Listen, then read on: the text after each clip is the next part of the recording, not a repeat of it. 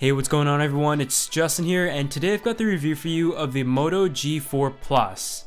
A smartphone that caters to those who prefer a larger form factor smartphone, but also suits those with a smaller budget, coming in at $250. If you guys can get 500 likes on this video, I will also be giving one away. So for the most part in the past few years, I've had a chance to review Motorola's budget smartphones. Obviously they are now owned by Lenovo, but I had previously checked out the Moto E and the Moto G and was really impressed at what they were able to deliver at a great price point. Recently though, many budget smartphones have come out to compete, so it is very interesting as to whether or not I would still be impressed by what this phone is able to offer. When it comes to the specs, this device has a 5.5-inch display and an octa-core Snapdragon 617 processor. You will also find a 3000 mAh battery and a fingerprint sensor built in on the front.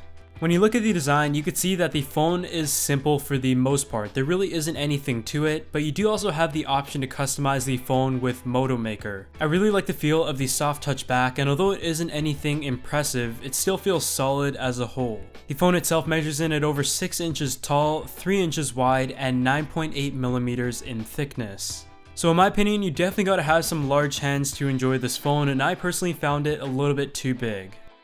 On the bottom you will find your micro USB port for charging and syncing, whereas your headphone jack is located on the top, which is definitely something I prefer. When it comes to the display, it has a 1920 by 1080 resolution, and at 5.5 inches that delivers a 401 ppi pixel density. It is a great screen and does a very good job in color representation, but one thing you'll definitely notice is that it is a much more neutral color tone as opposed to something that you're going to find on a Super AMOLED. Another thing that was quite prominent was that the white balance was definitely off on the screen. I noticed a bit of a yellow or greenish tint, and that is something that I saw right away. Whether or not the average consumer will notice it, I'm really not sure, but that is something that I saw. But generally speaking, you've got a really solid screen here, and it is going to be great for any media consumption at this screen size. One thing that Motorola has always been very good at is keeping the software as simple as possible, and it is near stock. As a result of this, their budget smartphones still perform very smoothly as they aren't very hardware reliant. The same thing is present on the Moto G4 Plus, and there really isn't much to it. If you're used to stock Android, you're not going to have any problem with this, and if you prefer stock Android, you've got your wish. As you can see here, everything is very familiar, from your settings menu, your notification pull down, your Google Now window located on the left side of your window, and as a whole the phone operated very smoothly. There wasn't any stutters or anything here and there, and I really liked it. When it comes to the battery life, this phone did very well. It has a 3000 mAh battery, and with the simple software interface and the 1920 by 1080 resolution display, I was easily able to get through the full day and even into the second day no problem. Of course, you do also have the option to enable the battery saver as a last resort.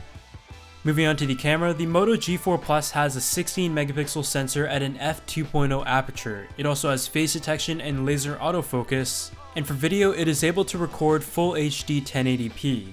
On the front you will find a 5 megapixel front facing camera with the aperture of f2.2. As you can see, the photo results are pretty good. There's quite a bit of sharpness in what you would expect out of a 16 megapixel camera, and the dynamic range is great as well. It was able to balance colors quite nicely, but in some occasions it definitely did overexpose certain areas of the picture, but at the price point this phone comes at, I'm very impressed by the results. The front-facing camera was pretty decent as well, balancing out the colors very nicely. When it came to the video recording capabilities, the results were okay. I guess you do get some usable footage out of this, and it did a pretty good job in balancing out the colors. The sharpness just wasn't there to begin with, but at least the photo quality was really good.